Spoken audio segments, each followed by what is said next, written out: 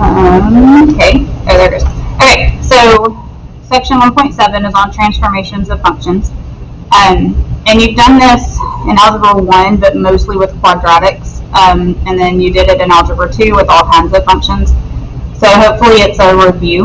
I'm basing all of the examples off of a quadratic. So remember that the parent function for a quadratic, y equals x squared, has this basic little picture. So what we're going to do with transformations is if we add, subtract, multiply different numbers in different places on the function, we get a different result.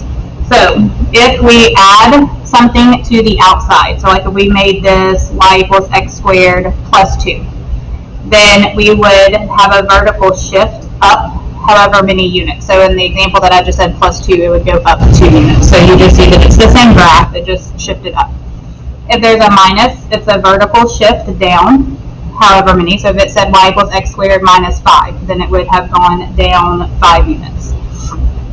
If we are putting a plus or minus inside the function, so if we did in parentheses x minus 2 and then squared it, that's what we're talking about. So if inside the function is a plus, that's a horizontal shift to the left. Things that happen inside are opposite because it's like you're trying to find a 0. So if there's an x minus 2, x would have to be 2 to get back to the original 0. So that's why minuses go to the right and pluses go to the left. All right, if we're multiplying on the outside, we're going to have a vertical stretch or shrink. If we multiply by a number like 2 or 5 or 3 halves, something bigger than 1, then we're going to make our picture stretch and get tall and skinny. If we multiply by something between 0 and 1, like say 1/2 or 2/3, then we're going to make it get kind of fatter. It's going to shrink. It's going to get shorter, which really makes it look kind of fatter.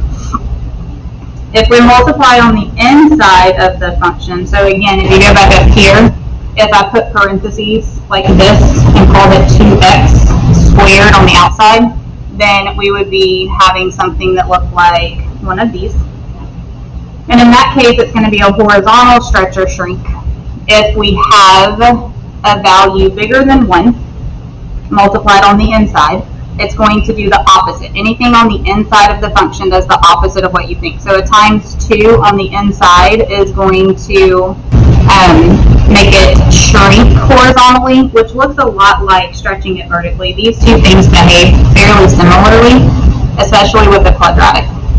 All right, if we multiply by something between 0 and 1, like a half, then it's going to stretch horizontally. So it's going to fatten up, and it looks like it kind of shrinks vertically. So again, these are the ones that people mess up the most. So keep in mind, outside the function is going to make things happen vertically and do exactly what it says.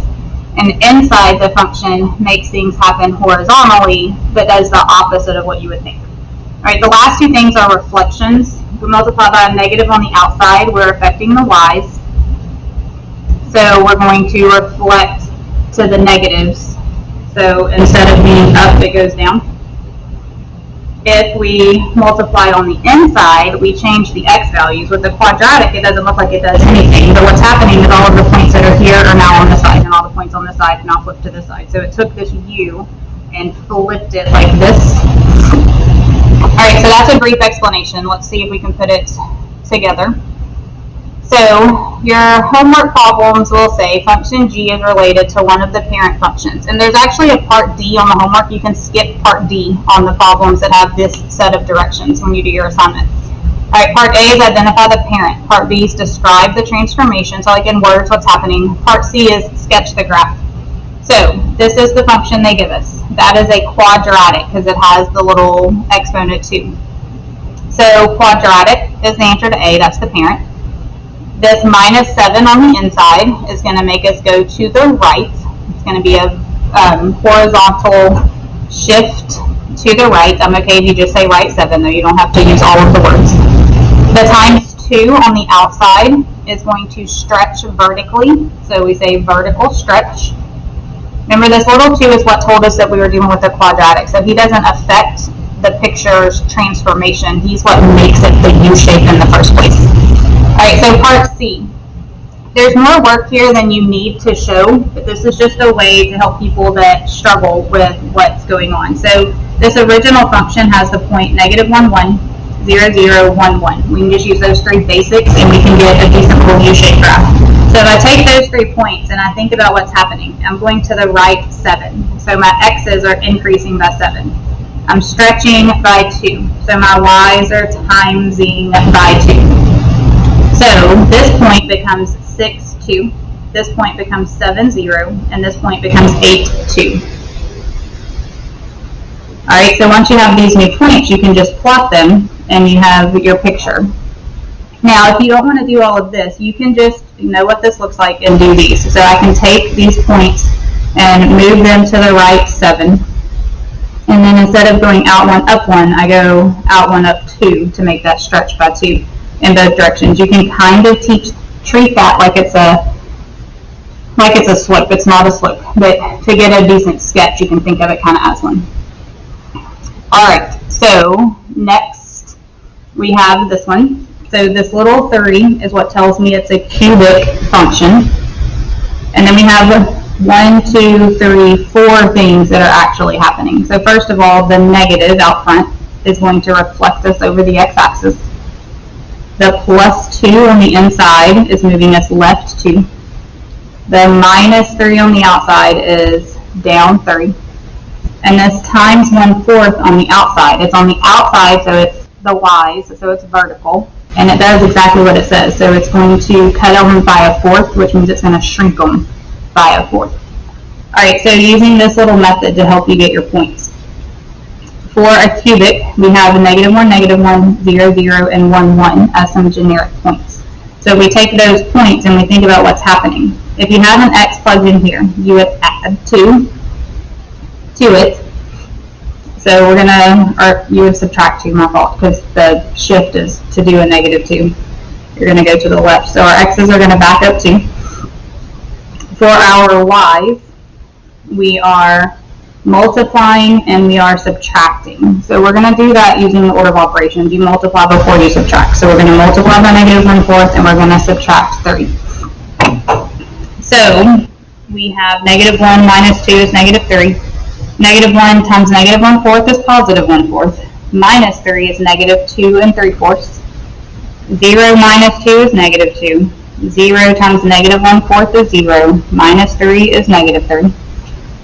1 minus 2 is -1. 1 times -1/4 is -1/4. Minus 3 is -3 1/4. So you just plot these new points and draw the same basic shape. Now we know that it reflected, so this is going to go up and this is going to go down. And then we just make our shape through those points. Alright. The other thing that you're going to have to be able to do, oh wait, there's no more. Alright, number 3. You have a square root function.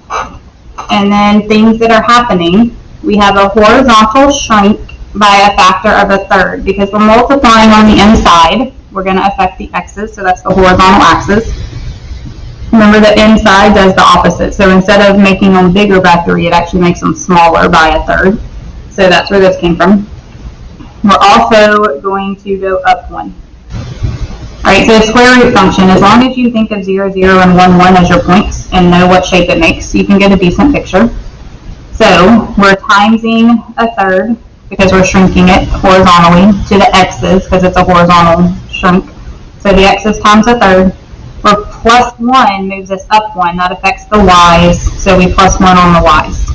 So we get 0 and 1, and we get 1/3 and 2. So if you plot 0, 1, and 1/3, 2, and then make what you know the shape should look like, it's got to go through those points and then try to start leveling off. Alright, so now we want to write an equation for the function described by the given characteristics. So they're going to tell us in words and you've got to come up with the function. So it tells us that we have x squared. So I know I need an x and a square. We're going to shift 2 units left. 2 units left means put a plus 2 in the parentheses. 9 units up, so a plus 9 on the ends. Reflect over the x-axis is a negative on the outside. So you have that little cheat sheet that you can use when you're doing your homework. But when it comes time for your test, you're going to need to make sure that you know those things. So use your sheet to do your homework, but that should make you more comfortable with it. And so you should, by the time we get to review day, be able to answer the questions without looking this stuff up. All right, so number 5, we have the shape of the greatest integer function. We're going to shift down 7 units and reflect in both the x and the y. So down 7 is easy. That's a minus 7 outside of everything. If we reflect in the x-axis, so we're going to reflect over the x-axis, that puts a negative on the outside. And if we reflect over the y-axis, that puts a negative on the inside. All right, so that's section 1.7. Let me know if you have questions.